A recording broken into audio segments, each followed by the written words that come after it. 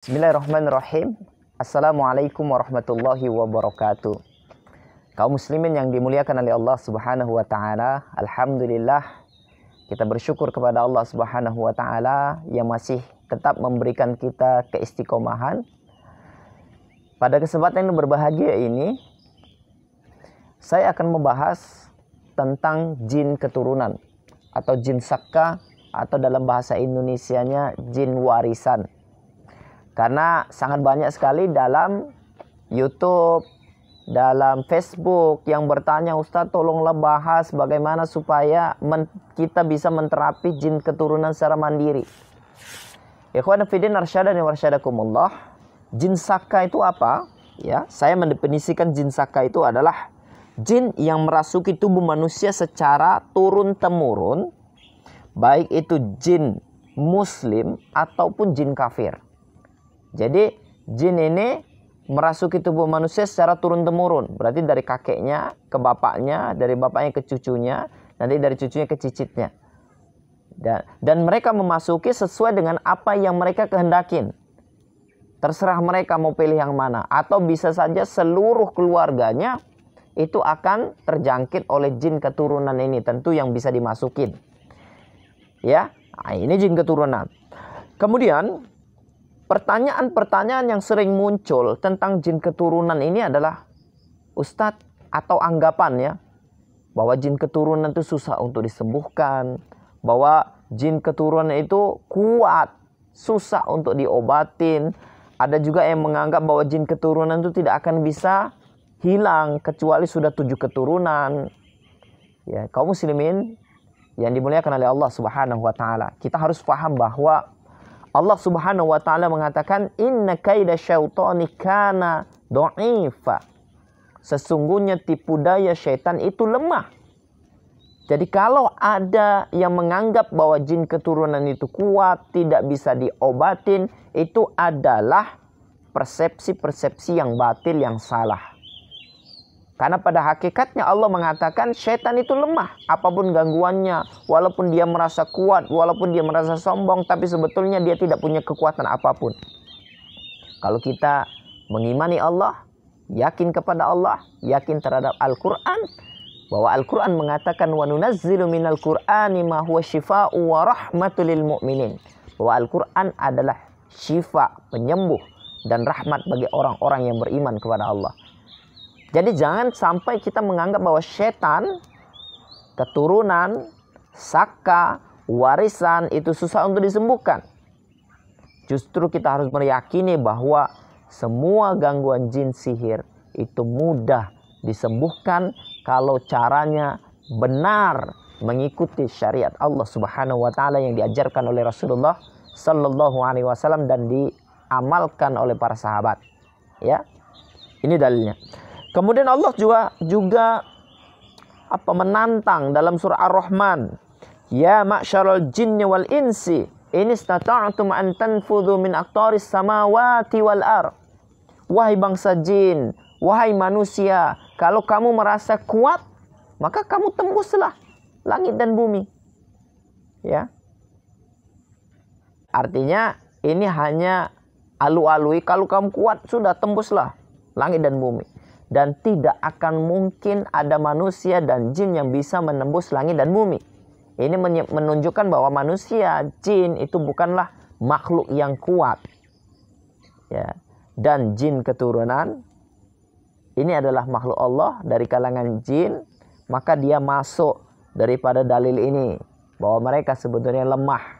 Tipu dayanya itu lemah. Maka jangan sampai kita tertipu yang mengikuti anggapan-anggapan bahwa setan, jin keturunan itu sulit untuk disembuhkan. Mindset ini harus kita tanam dulu, bahwa jin keturunan insya Allah biidnillahi ta'ala bisa diobati dengan kaidah ruqyah syariah. Ya. Berikutnya Rasulullah SAW mengatakan, ucapkanlah bismillah, karena ketika kamu mengucapkan bismillah maka setan akan mengecil sekecil lalat. Ya, nah, ini kejadiannya dalam sebuah riwayat dikisahkan Rasulullah SAW membonceng sahabat. Kemudian ontanya tersandung. Sahabat itu terkejut. Setan, dia bilang. Maka Rasulullah mengatakan, jangan ucapkan setan. Kalau kamu ucapkan setan, maka setan akan membesar sebesar rumah. Ucapkan bismillah, maka setan akan mengecil sekecil lalat. Kalau Anda yakin terhadap Rasulullah SAW, maka yakinilah hadis ini, bahwa ketika kita mengucapkan bismillah dengan nama Allah, Allahu Akbar, Allah yang maha besar, maka syaitan akan mengecil sekecil lalat. Tidak ada manusia yang takut dengan lalat.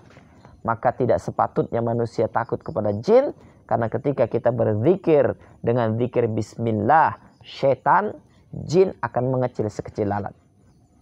Kita juga melihat dalam sebuah riwayat Rasulullah SAW satu ketika sholat, kemudian ada jin yang mengganggu kekhusukan Rasulullah, kemudian dicekik sama Rasulullah. Sampai kemudian menjulur lidahnya, menitis air liurnya. Rasulullah mengatakan, kalau saya tidak ingat dengan Sulaiman, saya bawa ke masjid, saya ikat di tiang untuk dijadikan mainan anak-anak. Ini menunjukkan bahwa syaitan itu lemah. Ya bohong kalau mengatakan bahwa syaitan itu kuat. Kenapa? Karena Rasulullah mengatakan dia lemah. Khalid bin Walid satu ketika diutus oleh Rasulullah SAW untuk menaklukkan satu desa. Setelah ditaklukkan desa tersebut, kemudian Khalid menghancurkan berhala yang biasanya disembah di situ. Setelah dihancurkan, keluar sesosok jin dalam bentuk nenek-nenek, kemudian Khalid cabut pedangnya dan dia bunuh. Artinya syaitan itu lemah, bisa dibunuh oleh Khalid bin Walid.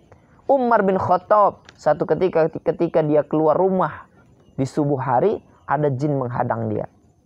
Akhirnya Umar ajak jin itu bertarung, bergulat, dan kemudian syaitan itu kalah. Ya, dan Rasulullah SAW pernah tersenyum ketika Umar bin Khattab datang. Ketika Umar bin Khattab bertanya, kenapa engkau tersenyum ya Rasulullah? Maka Rasulullah mengatakan, saya melihat kalau kamu berjalan di satu lorong, maka jin berlarian mencari lorong yang lain, takut berpapasan dengan Umar bin Khattab. Kenapa takut? Karena syaitan itu lemah.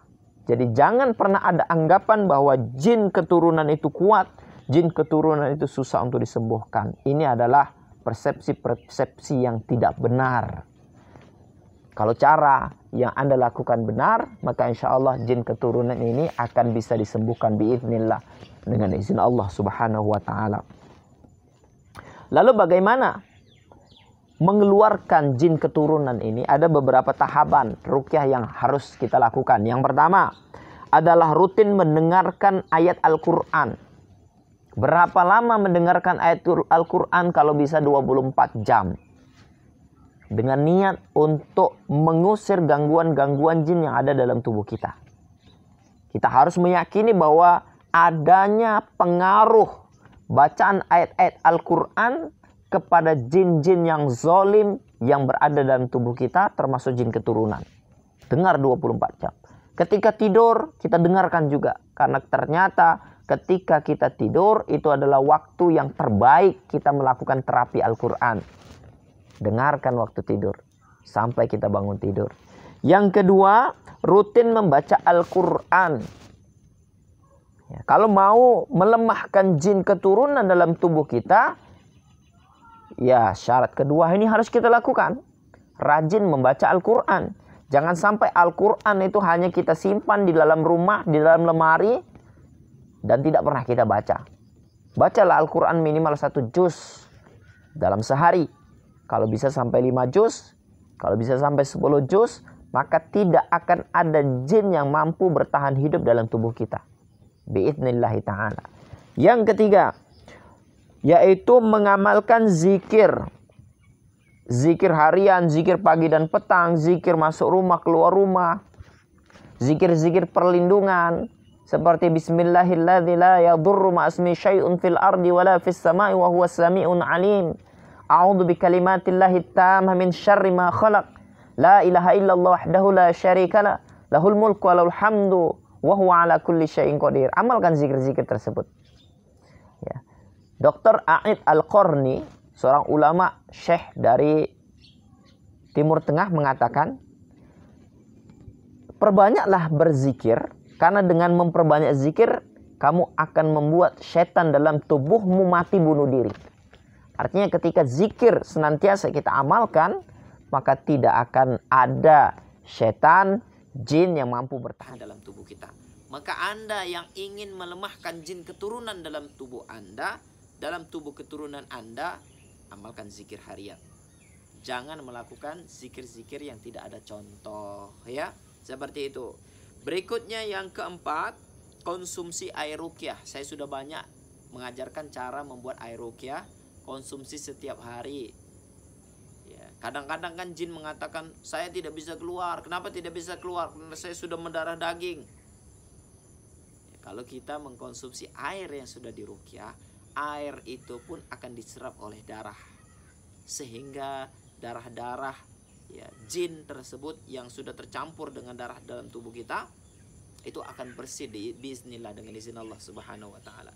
Kemudian berikutnya, berdoalah agar ikatan jin keturunan itu putus. Jin keturunan ini dia terikat dengan perjanjian masa lalu, mungkin dengan bapak kita, mungkin dengan nenek moyang kita. Maka perlu ada doa kepada Allah secara khusus. Doanya seperti ini saya bacakan.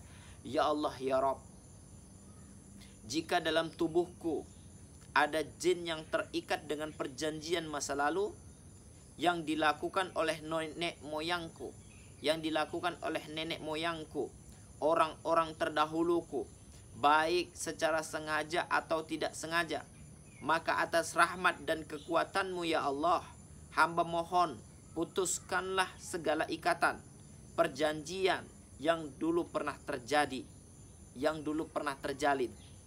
Cukuplah bagiku perlindungan, pertolongan, dan ketergantungan hanya kepadamu ya Allah. Asyhadu an la ilaha illallah wa asyhadu anna Muhammadar Rasulullah. Kita harus paham bahwa syahadat itu memutus segala ikatan perjanjian di masa lalu. Maka bersyahadatlah kita, maka insya Allah gangguan-gangguan jin keturunan itu secara otomatis akan terputus. Setelah kita mengamalkan amalan-amalan ini, kemudian kita diruqyah dan jinnya mengatakan belum bisa keluar, maka dia bohong. Dia bohong karena kita sudah melakukan amalan-amalan yang sesuai dengan yang diajarkan oleh Rasulullah SAW. Kita sudah bersyahadat, yang dengan syahadat itu menjadi simbol terputusnya segala perjanjian-perjanjian masa lalu. Kemudian jinnya kok mengatakan tidak bisa keluar gara-gara masih terikat dengan perjanjian, maka jin ini pendusta. Berikutnya, Anda juga bisa mengamalkan terapi minyak zaitun. Minyak zaitun ini diruqyah dulu. Cara ruqyahnya sama seperti membuat air ruqyah. Kemudian minyak zaitun itu dioleskan ke seluruh tubuh. Ya, ini juga bisa memutus ikatan jin keturunan. Kalau anak-anak kita, kalau dia mau pencegahannya supaya tidak terjangkit jin keturunan, maka dari mulai lahir. Mulai lahir jangan lupa bacakan doa, "U'idzuka bi kalimatillahi tammah min kulli syaithanin wahamah wa min kulli ainin lamah." Nah, ini doanya. Ya, kemudian dari mulai lahir kita oleskan dengan minyak zaitun yang sudah diruqyah sampai dia dewasa. Kemudian yang terakhir, konsumsi kurma azwa. Jadi dari kecil anak kita konsumsikan kurma azwa. Rasulullah SAW mengatakan, "Man tasabbaha bisab'in tamaratin azwa la yadurruhu sirrun wala sihrun." Siapa yang memakan kurma azwa 7 butir di pagi hari, dia tidak akan terkena sihir dan dia tidak akan terkena racun. Masya Allah. Ya, kenapa kita tidak yakin dengan apa yang diucapkan oleh Rasulullah SAW? Bahwa semua gangguan bisa dihilangkan. Bahwa ketika kita mengkonsumsi kurma azwa, tidak akan ada sihir ataupun racun yang bisa masuk ke dalam tubuh kita. Mudah-mudahan konten kali ini bermanfaat. Bagi Anda yang suka dengan konten ini, jangan lupa ya, like, Anda komen, kemudian share video ini agar teman-teman yang lain juga mendapatkan manfaat yang sama. Kemudian bagi Anda yang belum subscribe, dan ini semua gratis ya. Dan ketika Anda melakukannya, berarti Anda sedang mendukung dakwah ruqyah syariah, ya insya Allah Anda juga mendapatkan pahala darinya. Barakallahu fikum. Assalamualaikum warahmatullahi wabarakatuh.